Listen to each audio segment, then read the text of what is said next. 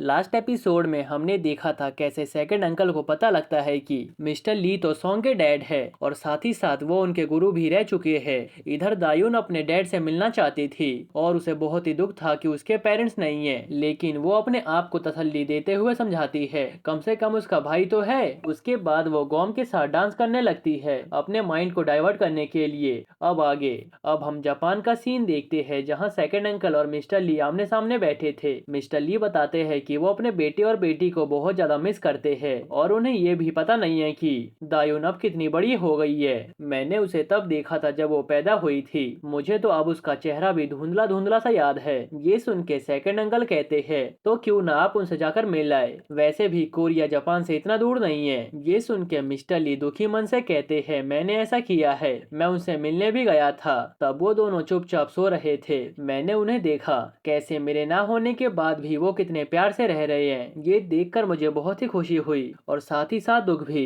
मैंने उनके लिए एक पैसों का बैग छोड़ दिया और वहां से जापान आ गया। तब से मैं हर साल उनसे मिलने जाने का सोचता हूँ, लेकिन हर साल दिन बढ़ते जाते हैं और वो दिन अब तक नहीं आया। लगता है अब मैं वापस उनसे नहीं मिल पाऊंगा। ये सुन के सेकंड अंकल पूछते हैं क्या आप मुझे डिटेल्स में सब कुछ बता सकते हो, जैसे कि आप अपने बच्चों से ही दूर क्यों रहते हो। जिस पे मिस्टर ली कहते हैं वो एक बहुत ही लंबी कहानी है, मैं तुम्हें बाद में फुर्सत से बताऊंगा। अभी के लिए तुम ये सब जान जाओ कि ये सब चीजें वाकागुची ग्रुप से रिलेटेड है। मैं उम्मीद करता हूँ तुम्हें सब कुछ समझ आ गया होगा।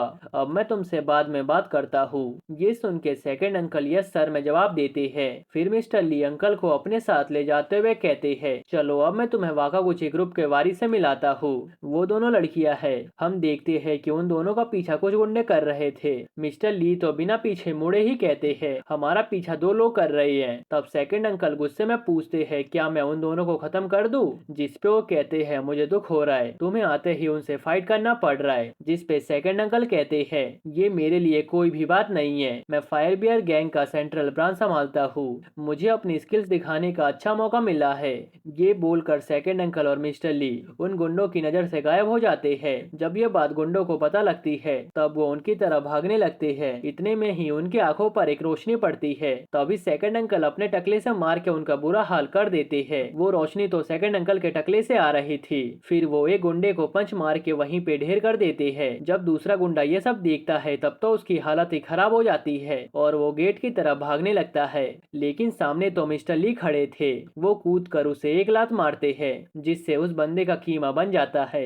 उसकी चीखें सुनकर सेकंड अंकल पूछते हैं कहीं ये मर तो नहीं गया। वैसे सीनियर आप तो कमाल के हो, मुझे आपसे यही उम्मीद थी। वैसे क्या ये याकायामा ग्रुप से बिलोंग करते हैं। जिस पे मिस्टर ली कहते हैं लगता तो नहीं है, मैंने इन सब का फेस पहली बार देखा है। फिर सेकंड अंकल पूछते हैं कहीं ये गली के गुंडे तो नहीं है जो पैसों के लिए हमारे पीछे पड़े थे, ये हमें लूटने का ट्राई कर रहे थे, बल्कि इनका इरादा तो हमें खत्म करने का था। मुझे लगता है ये वाकागुची ग्रुप के हिटमैन थे जो हमें मारने आए थे। इतने में ही वहाँ पर सिंगल ड्रैगन के बॉस का राइट हैंड आ जाता है अपने दो चमचों के साथ। उन्हें देख के मिस्टर ली कहते हैं ये लोग तो मुझे याकायामा ग्रुप के नहीं लगते हैं और इनके बॉडी और साइज को देखकर ये तीनों एजेंट भी नहीं दिखते। आखिर फिर ये तीनों है कौन। ये सुनकर सेकंड अंकल गुस्से में कहते हैं ये याकायामा ग्रुप से नहीं है, बल्कि इनके चेहरे तो मैं अच्छी तरह से पहचानता हूँ। ये सब सिंगल ड्रैगन ग्रुप से है। वो छोटे बाल वाला टेबोंग है जो सिंगल ड्रैगन का राइट हैंड है, लेकिन इसे तो चाइना में होना चाहिए था। फिर ये जापान में क्या कर रहा है। इधर छोटे बाल वाला टेबोंग कहता है मैं इस टकले को हैंडल कर लूंगा। फिर वो सेकंड अंकल से गुस्से में पूछता है ओए किम सेंग तू यहाँ पर क्या कर रहा है, क्या तू मुझे फॉलो करते करते यहाँ पे पहुंच गया, कहीं तो तू मुझे शांति से रहने दे। दूसरी तरफ हम मिकागुची ग्रुप के दो हीरोज को देखते हैं जो कि एक दूसरे को गेम में हराने का ट्राई कर रही थी। ये देख के उनके अंकल मनी मन सोचते हैं मिस्टर ली तो लेट होने वालों में से नहीं है, आखिर वो अब तक यहाँ पे क्यों नहीं आए। उसके बाद वो उन दोनों को बोलते हैं कि मैं एक बार मिस्टर ली को चेक करके आता हूँ, आप दोनों अपना ध्यान रखना। लेकिन जब वो दोनों बात नहीं मानती तब वो कहती है ऐसा करो आप दोनों ऐसे ही गेम खेलते रहो। इतने में रेड बाल वाली जिसका नाम स्टार है वो कहती है अंकल आपके कारण से मैं गेम में हार गई, अब मुझे मिस्टी को 1 महीने तक सिस्टर कहना पड़ेगा, ये तो बहुत ही गलत हुआ मेरे साथ। जिस पे अंकल कहते हैं मिस स्टार आपको तो पता ही है अपॉइंटमेंट टाइम कब का बीत चुका है, लेकिन मिस्टर ली लेट होने वालों में से नहीं है। आजकल का एटमॉस्फेयर कुछ भी सही नहीं चल रहा है, इसी कारण से मुझे लगता है कि हमें चौकन्ना रहना चाहिए। ये सुन के स्टार हैरानी से पूछती है क्या मिस्टर ली लेट है।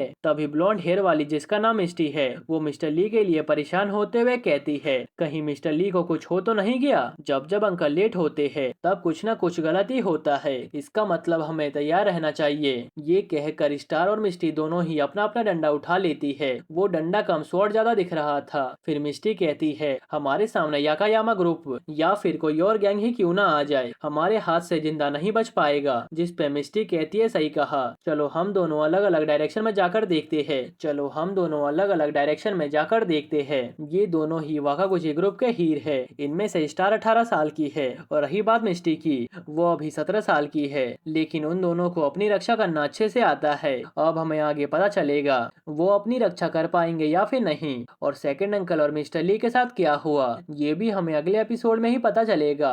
एनीवेज, अगर आपको ये वीडियो थोड़ी सी भी पसंद आई हो तो प्लीज वीडियो को लाइक कर देना, और अभी तक आपने चैनल को सब्सक्राइब नहीं किया तो प्लीज कर लेना, और साथ ही साथ में वीडियो को हाइप करके कमेंट भी कर देना। ओके, तो मिलते हैं नेक्स्ट एपिसोड में, तब तक के लिए बाय बाय।